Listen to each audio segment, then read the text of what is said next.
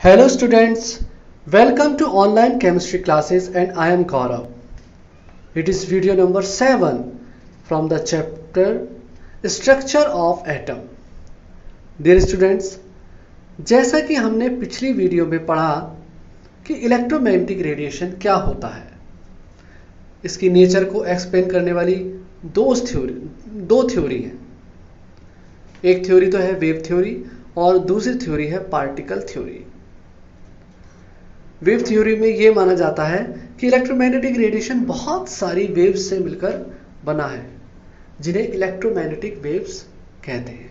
अच्छा, ये electromagnetic wave अपने आप में खुद दो वेव का कॉम्बिनेशन होती है, एक इलेक्ट्रिक वेव और मैग्नेटिक वेव।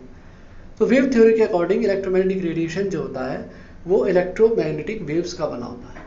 पिछली वीडियोस में हमने इलेक्ट्रोमैग्नेटिक स्पेक्ट्रम के बारे में भी पढ़ा और ये भी देखा कि वो स्पेक्ट्रम बहुत सारे छोटे छोटे पार्ट्स में डिवाइडेड रहता है। फिर हमने देखा कि वेव थ्योरी के अकॉर्डिंग ब्लैक बॉडी रेडिएशन और फोटोइलेक्ट्रिक इफेक्ट को सही से एक्सप्लेन नहीं किया जा सका। हमने पिछली वीडियो में देखा कि ब्लैक बॉडी रेडिएशन क्या होता है और किस तरह से ब्लैक बॉडी रेडिएशन को वेव थ्योरी से एक्सप्लेन नहीं किया जा सका। डियर स्टूडेंट्स, देखिए वेव थ्योरी इन दोनों ही फिनोमिना, चाहे वो ब्लैक बॉडी रेडिएशन हो चाहे फोटो इलेक्ट्रिक इफेक्ट को, केवल इसलिए एक्सप्लेन नहीं कर पाई क्योंकि इस थ्योरी से रेडिएशन की एनर्जी और फ्रीक्वेंसी या वेवलेंथ में कोई भी संबंध स्थापित नहीं हो सका। तो इस वीडियो में पढ़ेंगे फोटो इलेक्ट्रिक इफेक्ट के बारे में। अब देखिए फोटो इलेक्ट्रिक इफेक्ट क्या होता है। फोटो इलेक्ट्रिक इफेक्ट को समझने से पहले हमें वर्क फंक्शन को समझना पड़ेगा। देखिए हम सब जानते हैं कि मेटल के अंदर फ्री इलेक्ट्रॉन्स होते हैं, तो इन इलेक्ट्रॉन्स को मेटल से बाहर निकालने के लिए जितनी एनर्जी की जरूरत होती है, देखिए एटम से बाहर निकालने में नहीं कह रहा हूं मैं कह रहा हूं उस मेटल की सरफेस तक लाने के लिए, बल्कि उन इलेक्ट्रॉन्स को मेटल की सरफेस तक या सरफेस से बाहर तक लाने के लिए जितनी एनर्जी की ज़रूरत होती है, उसे हम उस मेटल का वर्क फंक्शन कहते हैं। देखिए एटम में से इलेक्ट्रॉन को बाहर निकालने के लिए जो एनर्जी होती है उसे बोलते हैं आयोनाइजेशन एनर्जी। मेटल में जो फ्री इलेक्ट्रॉन्स होते हैं उनको मेटल की सरफेस के बाहर निकालने के लिए जितनी एनर्जी की ज़रूरत होती है उसे बोलते हैं उस मेटल की work function. Energy required to eject the electron from the metal is known as work function. When an electromagnetic radiation having energy equal or greater the work function falls on the metal, it just eject electron from the metal. यदि हम कोई radiation डालें metal की surface पर जिसकी energy work function के बराबर हो या वर्क फंक्शन से ज़्यादा हो, तो ये रेडिएशन मेटल में से इलेक्ट्रॉन को निकालकर सरफेस के बाहर कर देता है। This phenomenon is known as the photo electric effect. और इसी फिनोमिना को हम फोटो इलेक्ट्रिक इफेक्ट कहते हैं। अब देखिए ये मेटल है, इसमें ये फ्री इलेक्ट्रॉन्स है, इसके जो एटम्स होंगे उसके बीच में इलेक्ट्रॉन घूमते रहे होंगे, ये फ्री इलेक्ट्रॉन्स हैं।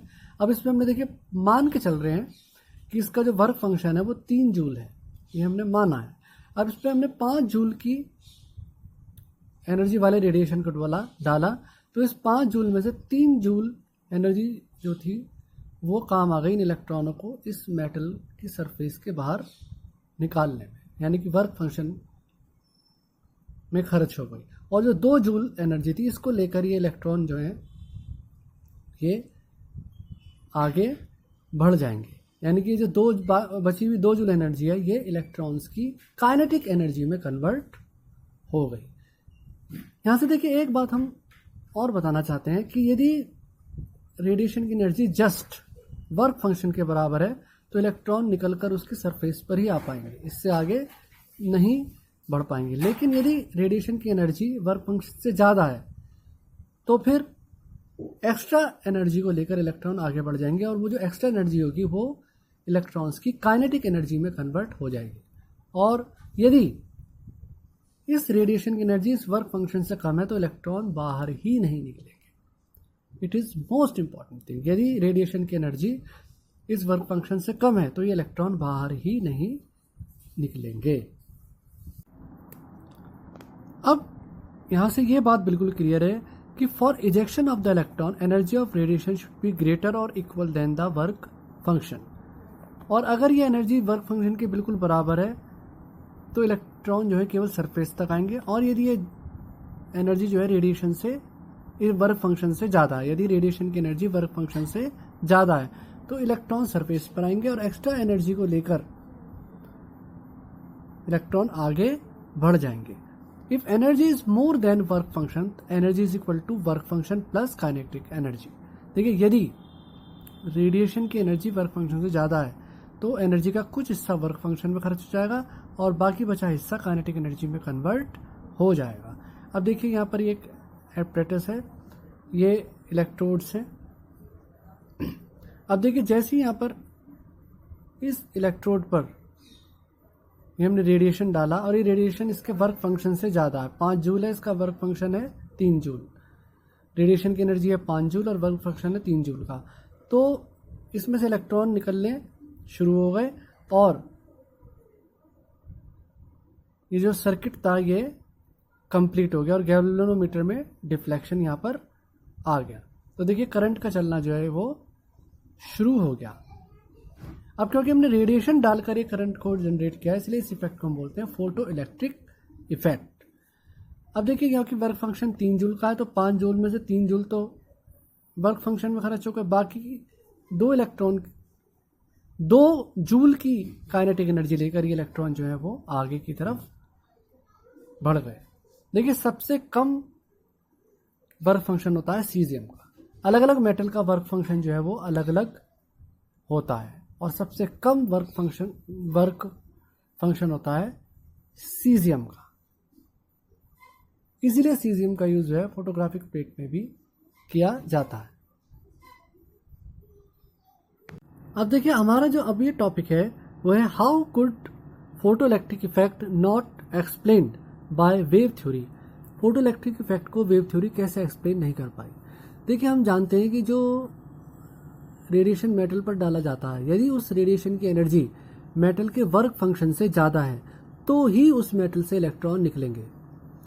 उस रेडिएशन की एनर्जी या तो वर्क फंक्शन के बराबर होनी चाहिए या वर्क फंक्शन से ज़्यादा होनी चाहिए, तभी मेटल की सरफेस से इलेक्ट्रॉन बाहर निकलेंगे। अगर डाले गए रेडिएशन की एनर्जी वर्क फंक्शन से कम है तो मेटल में से फ्री इलेक्ट्रॉन बाहर नहीं निकलेंगे। अब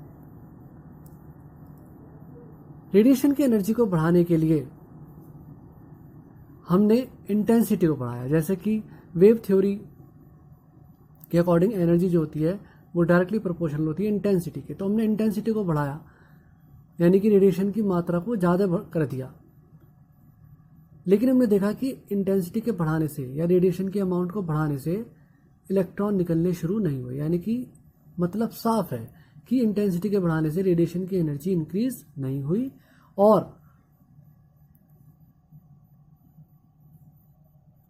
जो रेडिएशन की एनर्जी थी वो वर्क फंक्शन से ज़्यादा नहीं हुई, इलेक्ट्रॉन नहीं निकले। दूसरी तरफ हमने देखा कि जैसे ही हमने हायर फ्रीक्वेंसी का रेडिएशन लिया तुरंत इलेक्ट्रॉन निकलने शुरू हो गए। तो मतलब साफ है कि फ्रीक्वेंसी के बढ़ाने से रेडिएशन की एनर्जी बढ़ गई। अब फ्रीक्वेंसी के बढ़ाने से रेडिएशन की एनर्जी क्यों बढ़ गई, इस बात का एक्सप्लेनेशन जो है वो वेव थ्योरी नहीं दे पाई, क्योंकि वेव थ्योरी के अकॉर्डिंग रेडिएशन की एनर्जी में और फ्रीक्वेंसी में किसी भी तरह का कोई रिलेशन नहीं है। अब देखिए, ग्राफ है कि फ्रीक्वेंसी के बढ़ाने से रेडिएशन की एनर्जी बढ़ेगी और उसका कुछ हिस्सा वर्क फंक्शन में खर्च हो जाएगा और बाकी हिस्सा जो है वो काइनेटिक एनर्जी में खर्च हो जाएगा। अब हम जितनी हायर फ्रीक्वेंसी यानी कि जितनी ऊंची फ्रीक्वेंसी का रेडिएशन लेंगे काइनेटिक एनर्जी भी इलेक्ट्रॉन की उतनी ही ज़्यादा होगी। देखिए ये रेडिएशन की फ्रीक्वेंसी बढ़ाने के साथ साथ काइनेटिक एनर्जी भी इलेक्ट्रॉन्स की बढ़ती जा रही है। दूसरी तरफ इलेक्ट्रॉन की जो काइनेटिक एनर्जी है, फोटो इलेक्ट्रिक इफेक्ट में निकलने वाले इलेक्ट्रॉन की काइनेटिक एनर्जी है, रेडिएशन की इंटेंसिटी को बढ़ाने से बिल्कुल भी अफेक्ट नहीं हो रहे हैं। देखिए इंटेंसिटी आप लगातार बढ़ाते रहेंगे, उसके बावजूद भी काइनेटिक एनर्जी जिसकी टस बनी हुई है। तो इन दोनों ही ग्राफ को भी वेव थ्योरी एक्सप्लेन सही से नहीं कर पाई। देखिए चाहे वो ब्लैक बॉडी रेडिएशन का एक्सप्लेनेशन हो, चाहे वो फोटो इलेक्ट्रिक इफेक्ट का एक्सप्लेनेशन हो, वेव थ्योरी इन दोनों ही फिनोमिनास को इसलिए एक्सप्लेन नहीं कर पाई क्योंकि वेव थ्योरी के अकॉर्डिंग एनर्जी डायरेक्टली प्रोपोर्शनल होती है इंटेंसिटी की। इंटेंसिटी बढ़ाने से एनर्जी बढ़ती है, लेकिन इन दोनों ही फिनोमिनास में फ्रीक्वेंसी के बदलने से एनर्जी बदल रही है, फ्रीक्वेंसी के बढ़ाने से एनर्जी बढ़ रही है, या वेवलेंथ के बढ़ाने से एनर्जी घट रही है।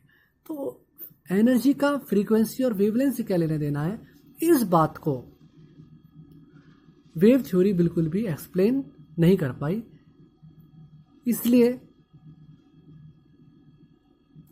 इलेक्ट्रोमैग्नेटिक रेडिएशन के लिए एक दूसरी थ्योरी भी प्रपोज करी जाती है, वो है पार्टिकल थ्योरी। अब अगले पार्ट में हम इसी को पढ़ेंगे।